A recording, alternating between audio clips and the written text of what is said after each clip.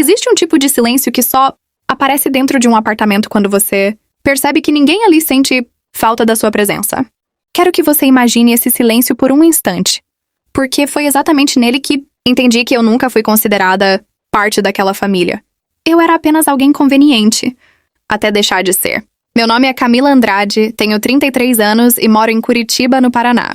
Durante quase 7 anos fui casada com Rafael, um homem gentil, trabalhador e completamente incapaz de enfrentar os próprios pais. Se você perguntasse para qualquer pessoa, diriam que eu tinha uma vida estável, um bom emprego como arquiteta, um casamento aparentemente feliz e uma família que parecia unida.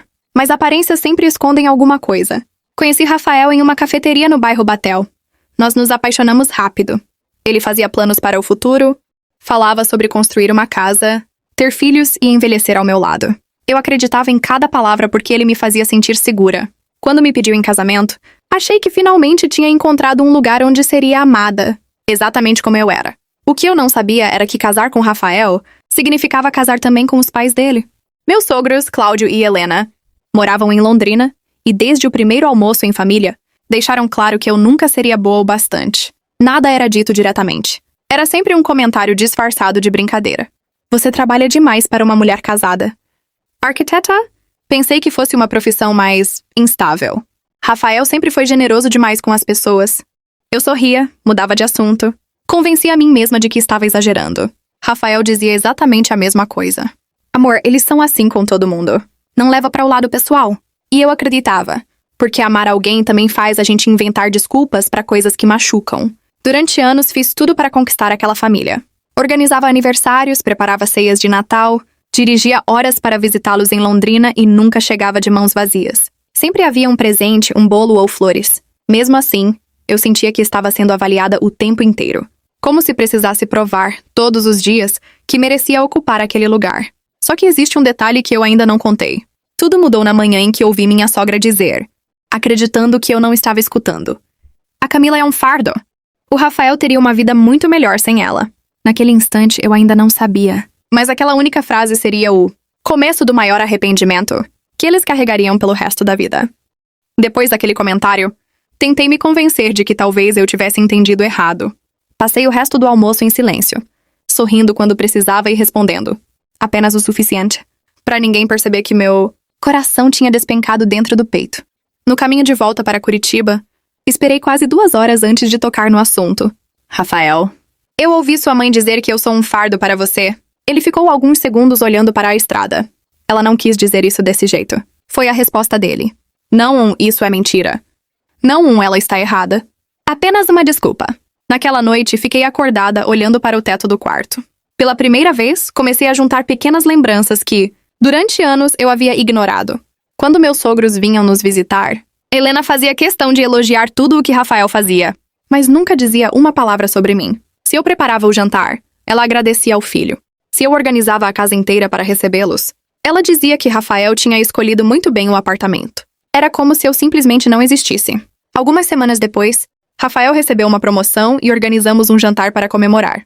Convidei meus sogros, minha irmã e alguns amigos próximos. No meio da noite, enquanto todos conversavam na varanda, ouvi novamente a voz de Helena.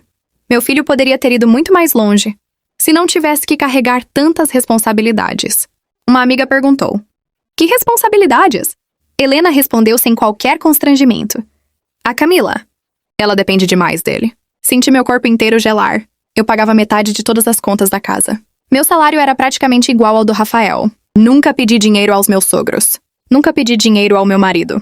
Mesmo assim, diante de várias pessoas, eu havia acabado de ser apresentada como um peso. Esperei que Rafael dissesse alguma coisa. Ele permaneceu em silêncio. Naquela noite, depois que todos foram embora, perguntei diretamente: "Você realmente acha que eu sou um fardo?" Ele suspirou antes de responder: "Você sabe como meus pais são. Não vale a pena discutir com eles." Olhei para ele por alguns segundos. Naquele momento percebi algo que doía mais do que qualquer ofensa da minha sogra. O problema já não eram mais as palavras dela, era o silêncio dele. Os meses seguintes foram ainda mais difíceis. Helena começou a aparecer sem avisar, dizendo que queria ajudar na nossa casa. Mas toda visita terminava do mesmo jeito. Ela criticava minha comida, criticava meu trabalho, criticava a forma como eu administrava nosso dinheiro. Até dizia que eu deveria abandonar minha carreira para dar paz ao Rafael.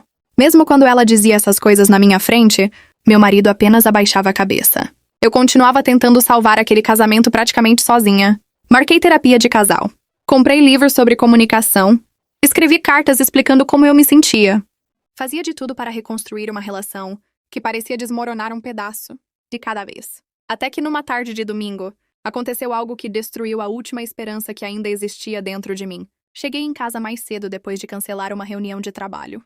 Assim que entrei, ouvi vozes vindas da cozinha. Helena estava falando. E pela primeira vez em 7 anos, Rafael não estava em silêncio. Parei no corredor sem fazer o menor barulho.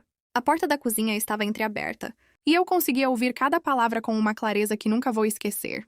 Helena foi a primeira a falar. Você sabe que essa mulher só atrasa a sua vida. Desde que vocês se casaram, você vive preocupado, vive cansado. Ela é um peso. Meu coração disparou. Esperei pela primeira vez que Rafael finalmente me defendesse. Houve alguns segundos de silêncio. Então ele respondeu.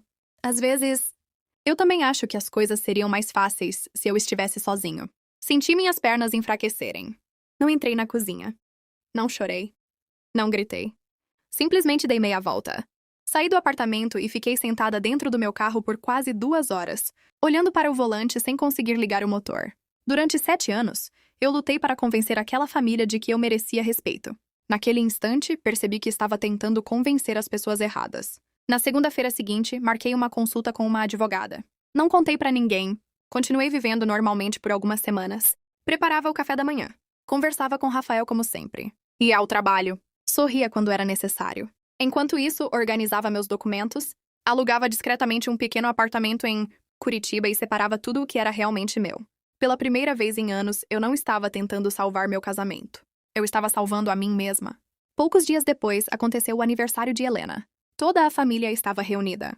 Durante o almoço, ela fez questão de repetir diante de todos. O Rafael merece alguém que não dependa tanto dele. Dessa vez, ninguém riu. Nem eu. Levantei da mesa calmamente. Olhei primeiro para Helena, depois para Cláudio. Por fim para Rafael. E falei com a maior tranquilidade que consegui encontrar. Durante anos vocês insistiram em dizer que eu era um fardo. Hoje eu finalmente concordo com uma parte dessa história. Todos ficaram em silêncio. Continuei. Eu realmente fui um peso, mas apenas para mim mesma, porque carreguei um casamento inteiro sozinha, enquanto tentava conquistar pessoas que nunca quiseram me aceitar. Rafael levantou rapidamente. Camila, espera, vamos conversar em casa. Balancei a cabeça. Não existe mais em casa. Coloquei um envelope sobre a mesa. Dentro dele estavam os papéis do divórcio. Antes de sair, olhei uma última vez para todos. A partir de hoje, vocês nunca mais vão precisar carregar o fardo que tanto criticavam. Eu fui embora sem olhar para trás. Naquele momento, nenhum deles imaginava que a minha ausência seria exatamente aquilo que transformaria a vida de todos, principalmente a deles. Nos dias seguintes, Rafael tentou me ligar dezenas de vezes. No começo, deixei o telefone tocar. Depois, simplesmente bloqueei o número.